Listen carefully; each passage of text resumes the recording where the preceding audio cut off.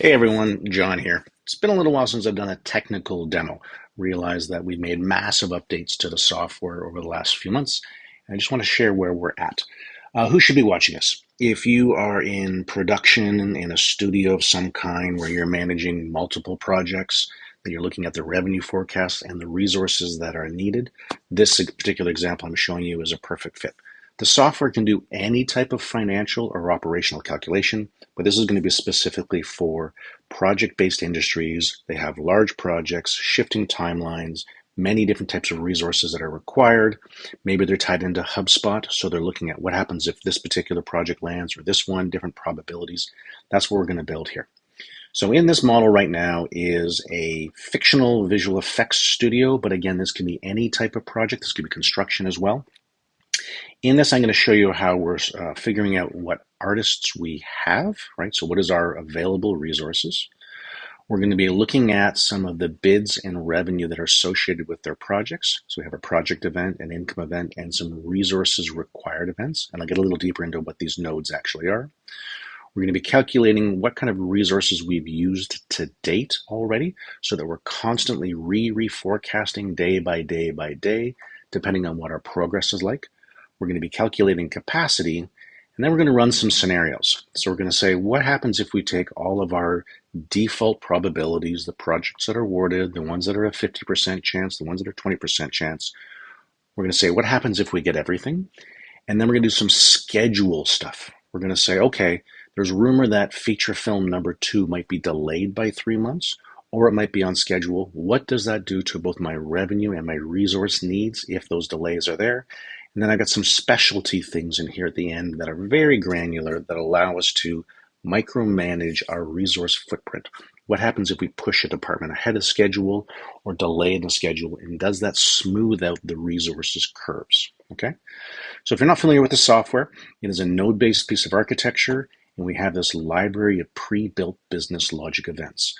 So contracts, debit, credits, loans, things like this. And our customer module, which has nothing to do with this particular industry, but if you have a software as a service business, who are my customers? What if I get people coming there from a website or from a cost per click campaign? All of those sort of unit economics. Capacity is the one I'm going to be focusing on today. And we have a lot of advanced utility events that allow us to do more granular stuff with the data. The secret sauce here is that instead of building a model in a spreadsheet, you connect together these logic blocks, and depending on the order that these logic blocks flow through, you're modeling out different scenarios. The big difference, though, is that all of these scenarios can run at the same time, so it's a non-destructive workflow. Just jumping in really quickly here with another screen I want to show you. So behind the scenes, we were building a dashboard. So while everyone finds this powerful, they also find it intimidating. So one of the big things is we want to kind of give you the so what view of this. So this is a customized dashboard. All of these widgets can be tailored to whatever you want to be able to keep track of in your facility or studio. In edit mode, you can pop in here and create whatever widget that you want. Keep in mind, this is a mock-up piece of software, so maybe I want to keep track of my capacity planning for London office or something like this. Drop this widget in, add the widget, boom, it's now in here, and I'm keeping track of information in those particular locations. We have a filter mechanism in here as well, so you can filter for whatever information you want to be able to see, and you can look at whatever department you want to be able to see. The whole big idea, though, is we want to give you the ability to, thinking again about all these scenarios, the ability to be able to pop open that list on the side, select more than one of these, and then be into comparison mode. So these two views, thread 1 and thread 2, or thread 10 and thread 11, are 100% in sync. So as you scroll through these, as you look at your P&L, for example, as you open up this and open up this, you can see these two versions and compare them very easily. But you can also very easily in this particular world go and start to expand some of these out. So maybe I want to look at my P&L. Here's the one P&L. Here's the other P&L, and I'm toggling back and forth. Or maybe I'm looking at my capacity that we just added in. So let's kind of get to that capacity piece. Here's my capacity. I want to be able to look at one version of the future or the other version of the future. And these two things are 100% in sync. So it gives you this quick ability to look back and forth at my weekly or my monthly needs in the two different versions of things there. So anyway, just a quick little injection as you're looking at the node network. how we want to design a more user-friendly and approachable UI. Thanks. So let's drill a little deeper in, all right? So first of all, in resources and capacity planning, you want to start with saying, what do you actually have? So I can say in my Vancouver office, for example, I have 9 compositors, which is a role in visual effects. This is when they start and this is when they end. So you can model out groups of people, or I could also put individuals in, which I will show you in a second. I can log their financial data if we want to, so we can run a cost assessment, and we can even go through and assign the percentage of time that someone's available to do a work. A supervisor might be different than a full-time artist, and we can even give them a skill multiplier. So not only do we want to calculate our head count for things like licenses, but we also want to do almost like an adjusted head count. What do you really have? If you have 10 juniors on your team, it's a lot different than 10 seniors on your team. Okay? So we're able to do that location by location. As I mentioned, I can have a contractor in here. Here's Bill. Bill's working 40 hours a week. He's a lighting supervisor. He's making $100 an hour. And looking at his resources, he's only able to put 40% of his time towards task, but he's got a skill multiplier of 1.6. So what does that look like? That gives us the ability to kind of go into this fancy graph here. Let me just sort of clear out a section, and we can look at our resources, better think of that as our employees, and also our resources available. So right now in this one solution, I've got 97 people here, then I'm up to 97.6. Sorry. We've got 97 people here, then up to 98, then up to 103, 102, and down to 97. But what do we really have? What we really have is 97.6 or 100.1 or 99.5 if we're looking at trying to compare our teams versus our bids. So let's talk about bids. In our bids, we can keep track of our projects. So for example, in this particular project event, we have feature film number 1, we have feature film number 2, we have big episodic 1, and big episodic 2. And this can be tied directly into HubSpot, so I can pull all of these things in real time. Important to note, feature film 1 is awarded. Feature film number 2 is at 80% right now. Big episodic is awarded, and the small episodic has a 30% chance. We use this percentage to drive both our resource forecasts and our revenue forecasts. So we're multiplying those by those percentages. So let's talk about our projects. So this is what's called an income event. And in here I'm saying, we've got feature film 2. There's a bid pack here for $4.1 million. It's expected to start here. It's going to run for almost 10 months. So I can use this to forecast my revenue and my start dates and end dates for that particular project. Okay. I can do that for any of these projects here. So for example, now I can go into feature film number 2, and this is where we ingest your bids. We have an importer that brings this stuff in automatically. So I'm saying in this particular example, for feature film 2, bid pack number 1, I have animators, and I'm going to need 9,000 hours of animation. I'm going to need 13,500 hours of lighting, and I'm going to need 13,750 hours of compositing. That's great, but what normally happens is you would put this onto a timeline in Microsoft Project or Excel, and you're trying to figure out who you want to bring on board and when. The reality, though, is that's not how work gets done. So let's talk about animation, for example. We're not going to take those 9,000 hours and spread them out evenly over the duration. We give you the ability to edit this distribution. So this is the human in the loop part, where based on your experience, you can say that I know for this particular project, there's going to be a lot of animation up front. It's really going to wind down, and I still want a few animation resources kicking around near the end of the show. So I'm redistributing those 9,000 hours over time to better reflect production reality. What's another example? Maybe I'm looking at lighting. Lighting we know is going to be busy near the middle of the project. It's going to start off a little bit slow, and then it's going to taper down, but there's still going to be some work being done there. Or compositing, for example, I can look at something like this and say there's not going to be much compositing, and then we're going to hit a peak, and then hopefully we'll wind down. But then you get some news that there's actually going to be a big temp delivery earlier on. So maybe the shape of this work is going to be different. So we use this to multiply against the hours to better represent the real work. Okay. So what does that look like?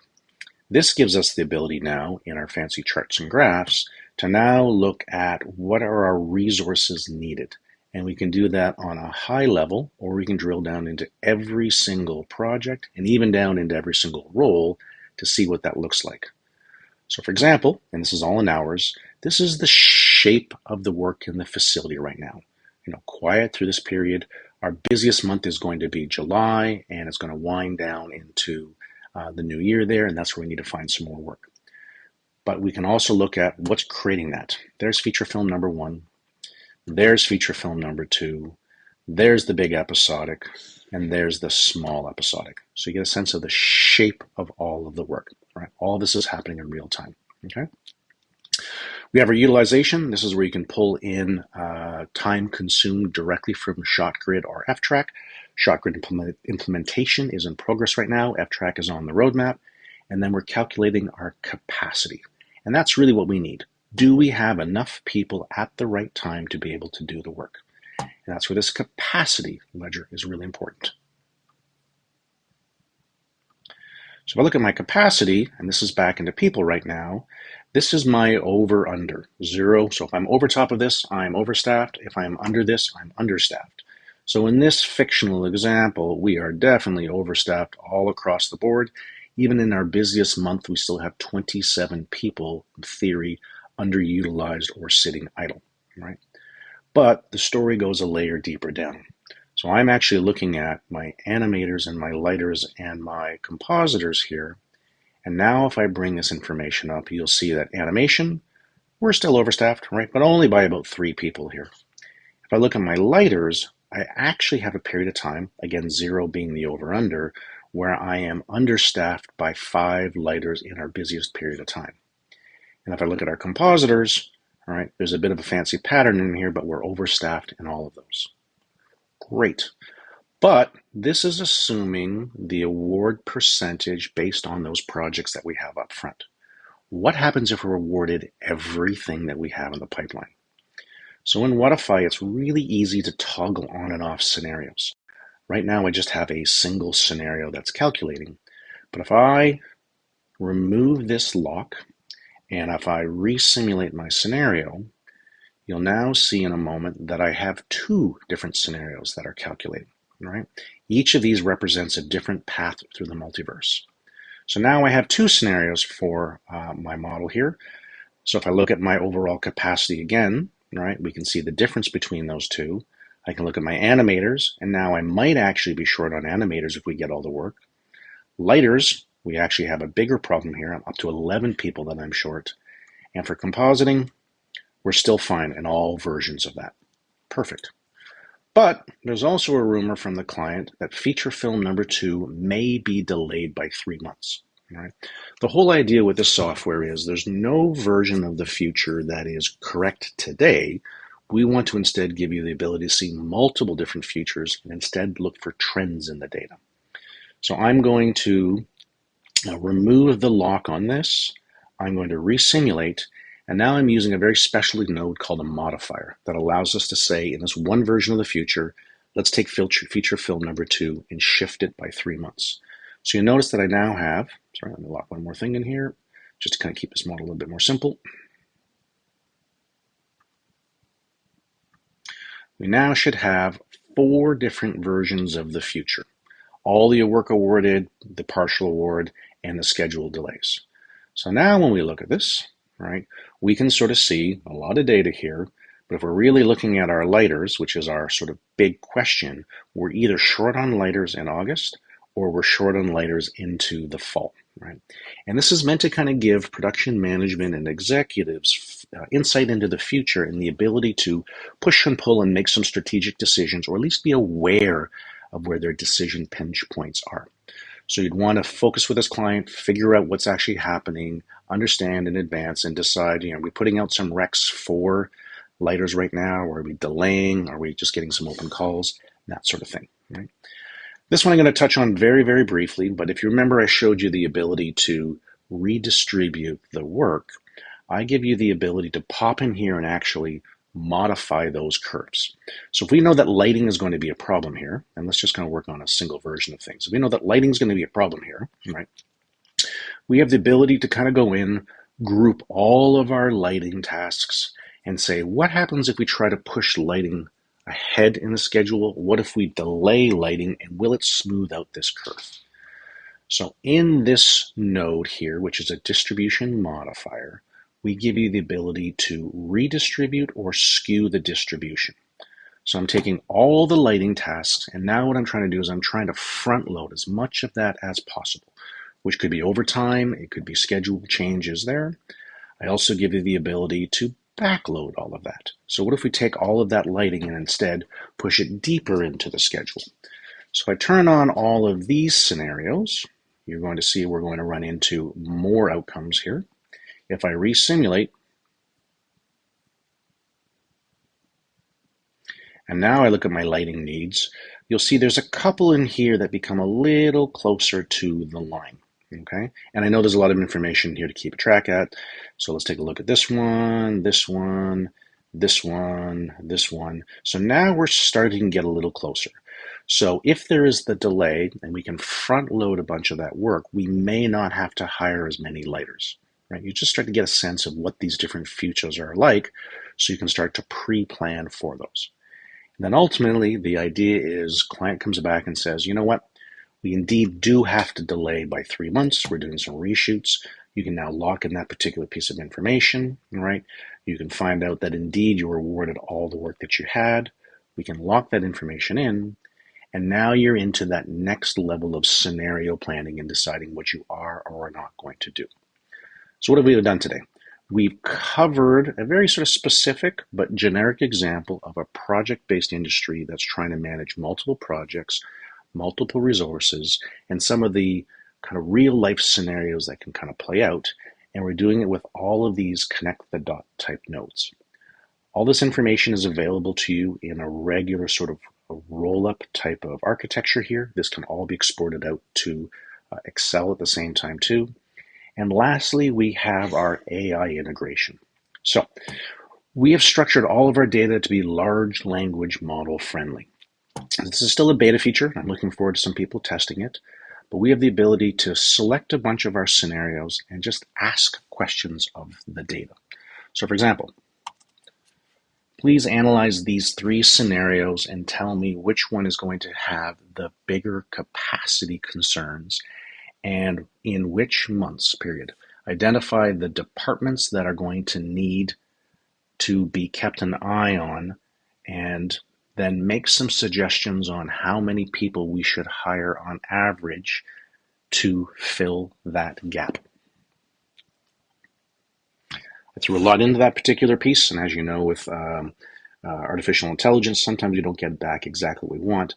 But the point here is that we are doing the calculations in our software. So the large language model here is not trying to do any calculations. It's just looking up our data in the way that we structured it. So it can kind of come in, you can talk about critical levels, where we're really running into trouble, all these sort of things, where we need to be able to hire, this sort of stuff. So it gives us a sense of what the actual data is like and being able to have an actual conversation with your model. Anyway, it's been a little while since I've shared this. Just want to share it with you again. The big offer right now, I am looking for 10 smaller studios, probably 35 to 40 artists, maybe wrangling 10 to 12 to 15 projects that are interested in being part of our early adopter cohort right now. We're trying to launch this before a SIGGRAPH, and I'll be putting out some promotional material about that in the coming days. That's it for now, and I look forward to your questions. Thanks.